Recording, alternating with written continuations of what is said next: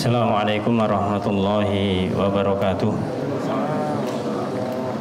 Innal hamdalillah nahmaduhu wa nasta'inuhu wa nastaghfiruh wa na'udzu billahi min shururi anfusina wa min sayyiati a'malina. May yahdihillahu fala mudilla lahu wa may yudlil fala hadiya lahu. Asyhadu an la ilaha illallah wahdahu la syarika lah wa asyhadu anna Muhammadan 'abduhu wa rasuluh. Qala Allah Ta'ala fi kitabihil karim, ya ayyuhalladzina amanu taqullaha haqqa tuqatih wa la tamutunna illa wa antum muslimun. Amma ba'du, fa inna asdaqal hadithi kitabullah wa khairal hadi hadi Muhammadin sallallahu alaihi wasallam wa syarrul umuri muhdatsatuha wa kullu muhdatsatin bid'ah wa kullu bid'atin dhalalah wa kullu dhalalatin finnar. Allahumma salli ala Muhammad wa ala alihi wa ashabihi wa man tabi'ahum bi ihsanin ila yaumiddin. Ayol ikhwah azani wa azkullah, alhamdulillah, puji syukur kita panjatkan kehadirat Allah Subhanahu wa taala atas nikmat Allah berikan kepada kita, khususnya di siang ini kita masih dimudahkan Allah taala untuk bisa melanjutkan kembali aktivitas kita, khususnya talabul ilm, yaitu menuntut ilmu walaupun sejenak, yang dimana pada pembahasan sebelumnya sudah kita sampaikan tentang adab dalam majelis ilm.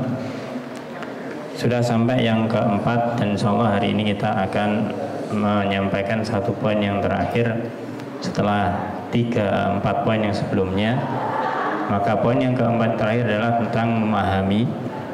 Maka setelah kita memahami suatu ilmu, maka berikutnya kita akan masuk kepada, ini salah cetak ini, kelima seharusnya, angkanya 5. Yang kelima atau yang terakhir kita bahas pada pembahasan tentang adab majelis ilmu adalah mengamalkan.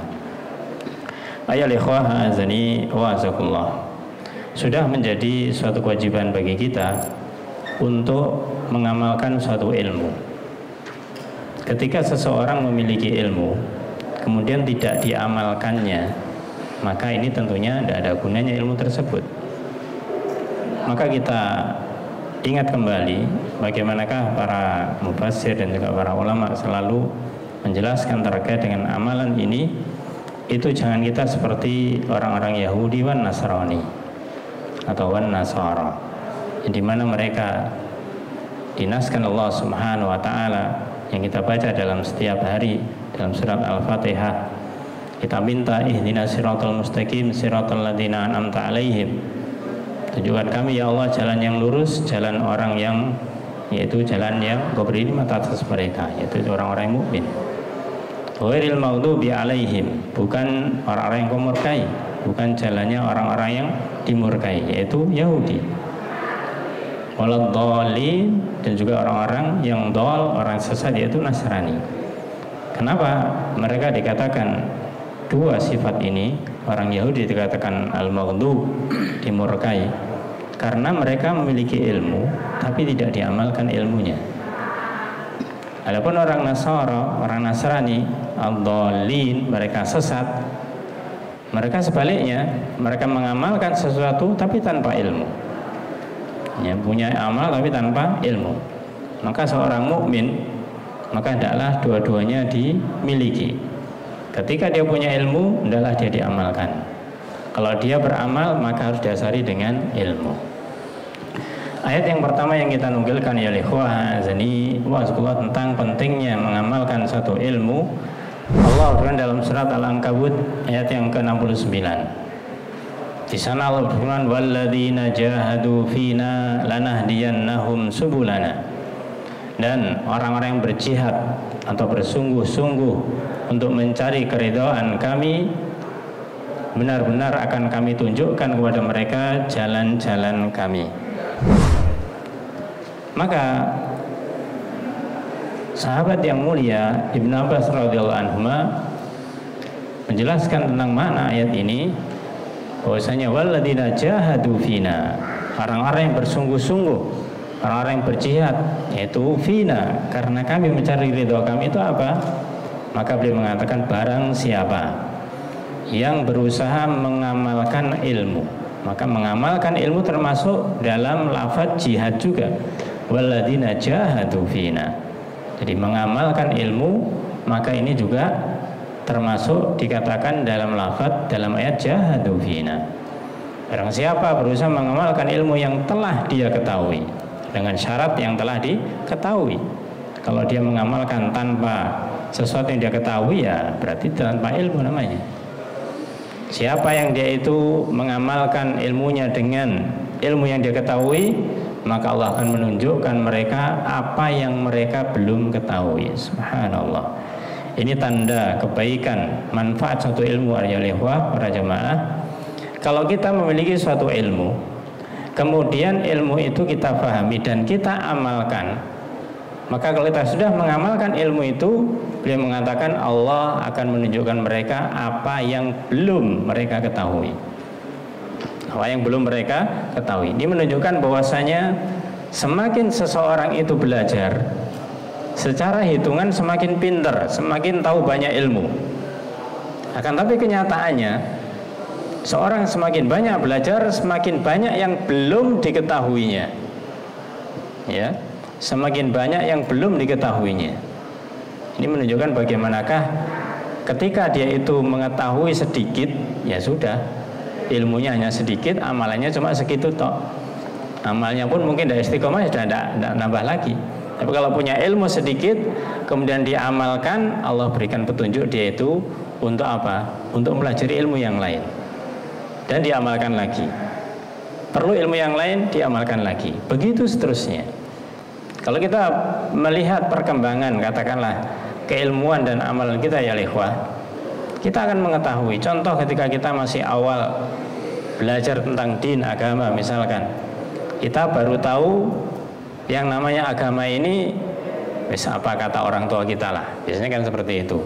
Mau cara sholat kita, mau wudhu kita, ya, mau kemudian ibadah kita yang lainnya. Pokoknya apa kata atau yang kita lihat sesuai dengan keluarga kita. Begitu kita memahami pentingnya belajar, mungkin kita akan introspeksi. Mungkin sudah benar ajaran orang tua kita tentang sholat kita, tentang wudhu kita, ya, tentang amalan yang lainnya. Tapi bisa jadi ternyata ada yang kurang. Kita tahu kurangnya karena apa? Karena sudah mengamalkan.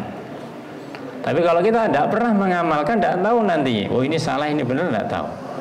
Maka ini pentingnya, kalau kita dapat satu ilmu, usahakan untuk mengamalkan. Kalau sudah mengamalkan satu ilmu itu nanti, maka Allah akan berikan petunjuk mana yang harus kita ketahui selanjutnya. Contoh yang paling gampang masalah sholat saja. Kita pertama punya ilmu sholat itu wajib, yaitu sehari 5 kali, 5 waktu. Ya, kita lakukan sudah, kita amalkan 5 waktu. Maka ketika kita sudah melakukan 5 waktu itu, nanti akan muncul ilmu yang lainnya yang belum kita ketahui. Oh, ternyata sholatnya tidak cukup sholat wajib misalkan. Kita ternyata perlu menambah dengan sholat nafilah, sholat sunnah. Kita tambah ilmunya dengan sholat sunnah. Kita amalkan, yaitu sholat rawatib misalkan. Setelah melakukan sholat rawatib, maka kemudian kita akan ditunjukkan untuk mengetahui ilmu sholat yang lainnya. Sholat duha, kemudian sholat tahajud, sholat witir, dan yang lain-lainnya. Itulah makna yang ada di dalam ayat ini. Siapa yang berusaha mengamalkan ilmu yang telah diketahui, Allah akan tunjukkan mereka yang belum dia ketahui, sehingga dia itu tahu dan mengamalkan berikutnya. Nah, kemudian ya ikhwah azani Allah, sebaliknya, bagi siapa yang dia memiliki ilmu tapi kemudian dia tidak mengamalkan ilmunya, ini ancamannya berat. Di antara ancamannya yang sering kita dengarkan, Allah berfirman dalam surat As-Saff ayat 2 dan 3. Di sana Allah Subhanahu wa taala berfirman, "Ya ayyuhalladzina amanu lima taquluna ma la taf'alun. Kabura maqtan 'indallah an taqulu ma la taf'alun." Ayat yang kedua Allah berfirman, "Ya ayyuhalladzina amanu, wahai orang-orang yang beriman, lima taqulun, mengapa engkau katakan ma la taf'alun, sesuatu yang kamu tidak mengerjakannya? Mengapa kamu mengatakan sesuatu yang kamu tidak mengerjakan sesuatu itu?" Maka ini namanya bahasanya omong doang, ya. sukanya itu gosip, sukanya itu dia ngobrol ke sana kemari dan seterusnya. Maka ini jangan sampai. Apa ancaman dari ayat ini? Kabura maqtan indallah, amat besar kebencian, kemurkaan di sisi Allah SWT, antakulu ma la taf'alun, ya jika kamu mengatakan sesuatu yang tidak kamu kerjakan. Ini berat ya ikhwah, azani wa azkullah. Ya, terutama yang bicara ini yang berat. Yang sedang bicara ini yang berat. Kenapa ya? Karena sukanya bicara. Amalannya apakah tidak? Wallahu alam. Ya, kita berusaha semaksimal mungkin. Ancaman yang Allah berikan di dalam ayat ini bukan berarti kemudian orang berpikir sebaliknya. Kalau orang berpikir sebaliknya, ya sudah, daripada saya nanti mendapatkan murka Allah yang berat, ya, karena mengatakan sesuatu yang tidak saya kerjakan, ya sudah, saya kemudian tidak mengatakan apapun. Benar tidak dikatakan, salah tidak dikatakan, ya salah, begitu. Maka dari itu harus ditempatkan yang demikian itu. Ini maknanya apa? Supaya kita tuh hati-hati di dalam bicara. Kalau kita bicara sesuatu, lihat dulu diri kita. Kita bisa mengerjakan itu atau tidak. Kalaupun kita belum bisa mengerjakan, sampaikan. Sampaikan kalau kita itu mengatakan sesuatu belum bisa kita kerjakan. Karena apa? Karena memang kondisi bisa jadi. Kondisinya belum bisa kita lakukan. Bukan berarti menghalangi kita untuk menyampaikan ilmu kepada yang lainnya. Walhasil intinya, usahakan bagi kita yang kita sampaikan adalah yang sudah kita amalkan. Adapun yang belum, ketika kita sampaikan kepada orang yang mendengar itu, bahwasanya kita juga masih berusaha semacam itu. Dan mungkin bisa kita dengan menyampaikan itu, kita lebih bersemangat di dalam mengamalkan ilmu yang sedang kita sampaikan. Maka ayatnya oleh azani azkullah, sungguh sangat berat bagi kita. Karena apa? Kita bicara itu setiap waktu. Bicara itu setiap waktu. Beramal belum tentu. Ya, bisa antum perhatikan. Antum mulai katakanlah berada di ma'had ini, berada di pesantren ini. Kita tidak bicara antum di rumah. Ketika di pesantren ini sampai nanti pulang, durasi antum ketika bicara dengan teman, bicara dengan siapa saja itu berapa menit, ya. Kemudian pertanyaan berikutnya yang antum bicarakan itu, adakah hal-hal yang itu memang harus dilakukan, diamalkan? Kemudian yang sudah kita amalkan seberapa? Sungguh ini adalah suatu introspeksi yang sangat bermanfaat bagi kita. Kalau kita mengetahui hal itu, maka kita akan mengamalkan hadis Rasulullah SAW yang mana Rasulullah bersabda, "Man kana yu'minu billahi wal yaumil akhir falyaqul khairan aw liyasmut." Ya, barang siapa beriman kepada Allah dan hari akhir, dia akan mengatakan sesuatu yang khair, maka katakanlah yang khair, yang baik-baik saja. Kalau tidak bisa, diam.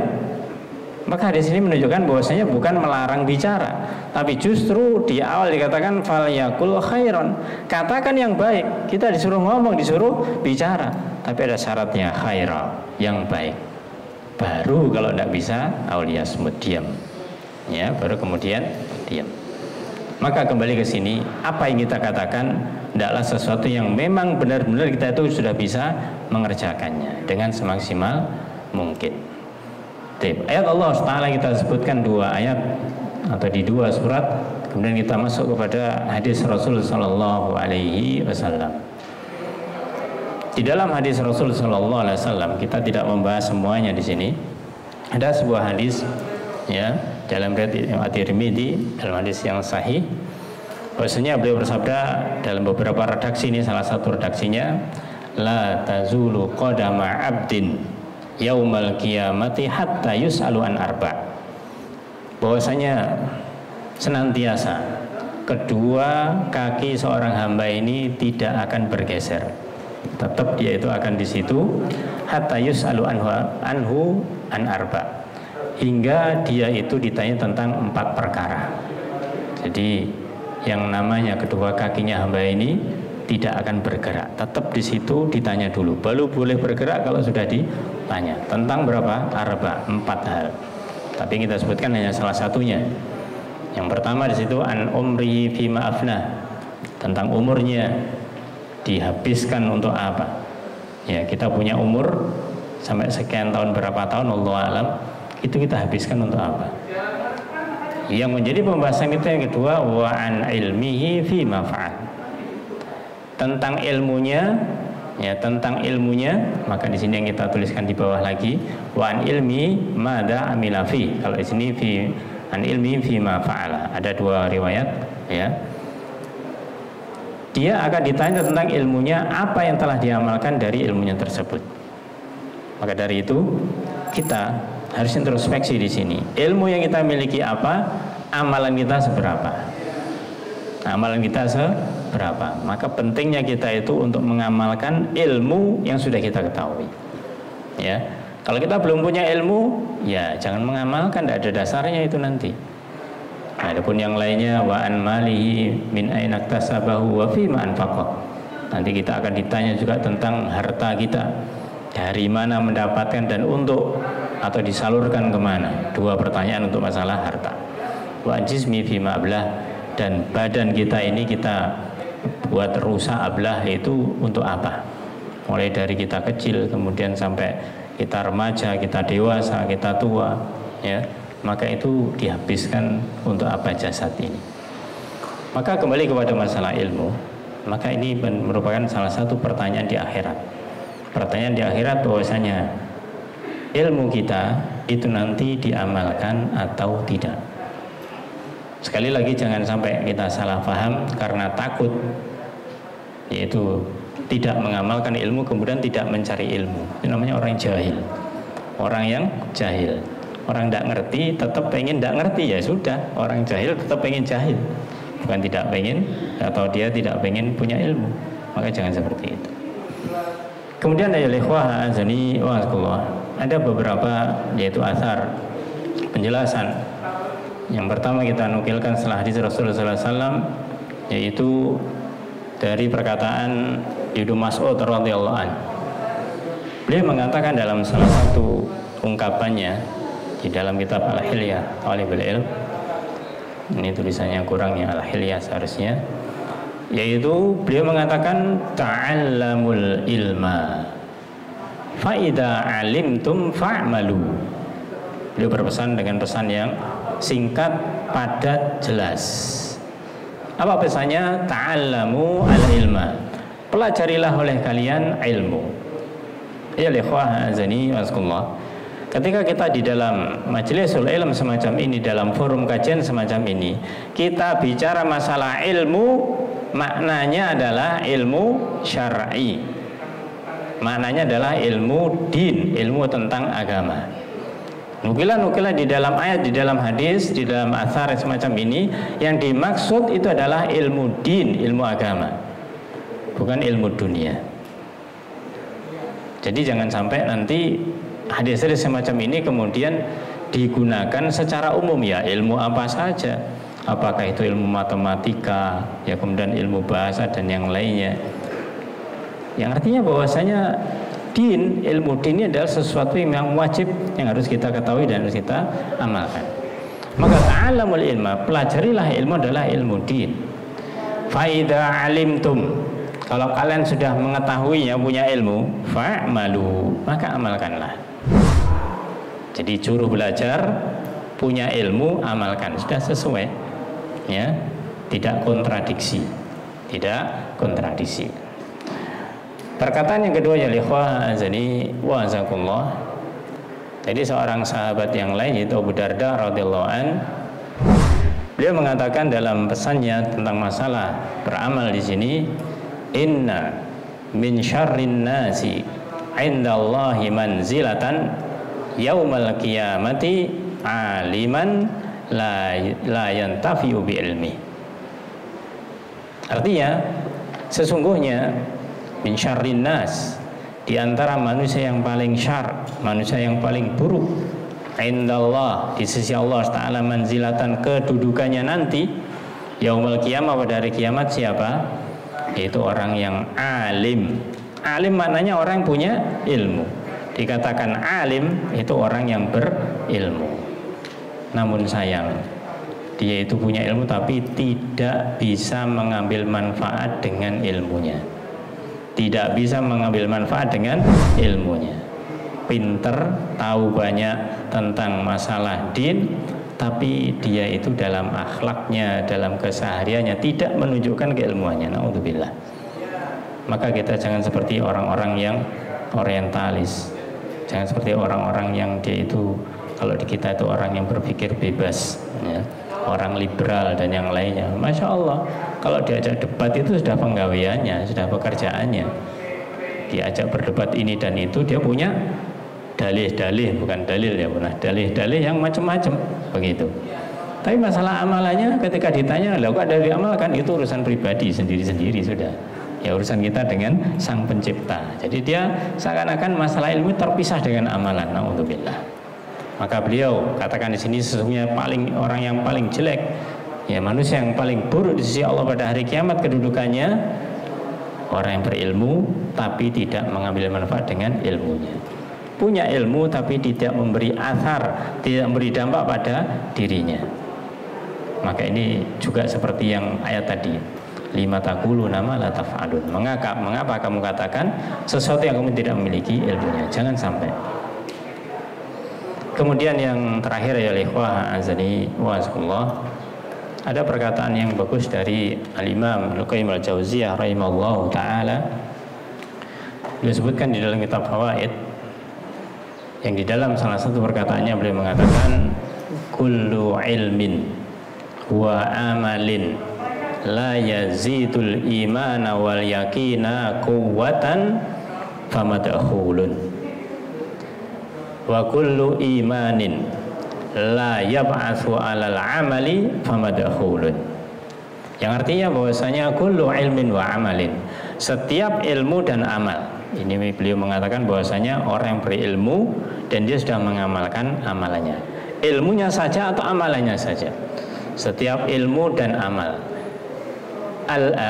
La yazidul iman, yang tidak bisa menambah iman. Punya ilmu tidak bisa menambah iman. Punya amal tidak bisa menambah iman. Wal yakin, dan tidak bisa menambah pula keyakinan. Tidak bisa menambah keyakinan. Berupa apa? Kekuatan, yaitu kekuatan. Kekuatan maksudnya kekuatan iman dan kekuatan keimanan, kekuatan keyakinan. Jadi punya ilmu, punya amal, tapi imannya kemudian juga keyakinannya tidak bertambah kuat. Seharusnya yang namanya iman, ya, dan juga keyakinan akan bertambah kalau dimasuki dengan namanya ilmu, dibarengi dengan yang namanya amal. Oleh karena itu maka kita tahu bahwasanya iman itu yazidu wa yanqus. Namanya iman itu adalah bertambah dan berkurang. Ketika bertambah yaitu yazidu bi ta'ah, dengan ketaatan. Dia punya ilmu tentang sesuatu, apa hukum misalkan atau ibadah, kemudian dia amalkan, itu namanya ketaatan. Akan bertambah seharusnya imannya. Tapi kalau ternyata tidak menambah kekuatan iman, tidak menambah kekuatan keyakinan, famadkhulun, maka ini adalah termasuk kategori yaitu bahasanya terkontaminasi. Famadkhulun, maka dia telah terasuki dengan sesuatu yang lain, telah masuk padanya sesuatu yang lain. Wa kullu imanin, dan setiap keimanan la yab'atsu 'alal amal, yang tidak membangkitkan untuk melakukan suatu amalan, tidak mendorong suatu amalan, sama famadkhulun, maka dia juga telah termasuki atau tercoreng di sini. Nah, permasalahannya di sini apa itu maksudnya termasuki? Dijelaskan oleh beliau, maksud telah termasuki dari perkataan beliau adalah telah termasuki sesuatu. Jadi punya ilmu, ya punya amal bahkan, tapi imannya bukan semakin naik, bahkan mungkin bisa jadi turun. Ini jangan-jangan ada penyakitnya yang masuk ke dalam. Maka yang dimaksud dengan yang termasuk ini adalah bisa jadi riya, atau ketika beramal tujuannya dunia, atau yang semisalnya. Maka ilmu tersebut tidak akan bermanfaat dan tidak akan diberkahi.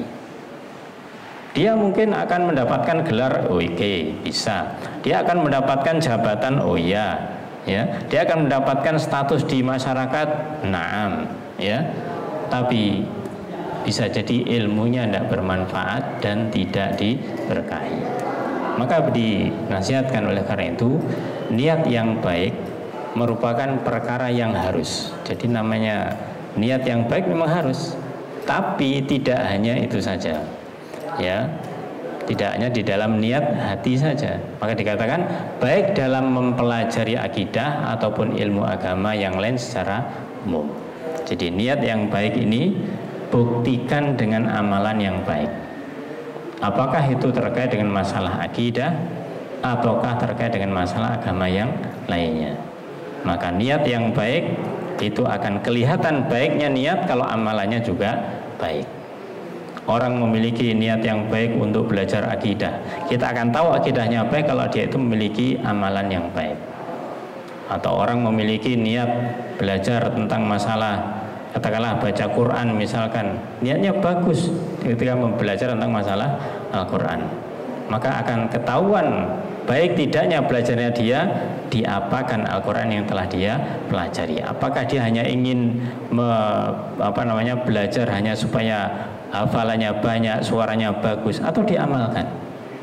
Maka yang terpenting adalah justru amalannya. Adapun dia memiliki hafalan adalah suatu fadilah, suatu keutamaan. Dia mempelajari atau katakanlah bacaannya bagus adalah suatu keutamaan juga. Tapi yang terpenting adalah diamalkan apa yang dia miliki. Oleh karena itu ya ikhwah azani wa azakumullah, maka mengamalkan ilmu ini adalah sesuatu yang wajib untuk kita pahami, sehingga di dalam perjalanan kita tidak akan menyia-nyiakan mencari ilmu, dan kita juga tidak akan menyia-nyiakan untuk mengamalkannya. Semoga Allah Subhanahu wa taala mudahkan kita untuk bisa mengamalkan seluruh ilmu yang kita miliki dan kita diistiqomahkan di dalamnya. Amin ya rabbal alamin. Wallahu a'lam bissawab. Subhanakallahumma wa bihamdika asyhadu an la ilaha illa anta astaghfiruka wa atubu ilaik. Assalamualaikum warahmatullahi wabarakatuh. Waalaikumsalam.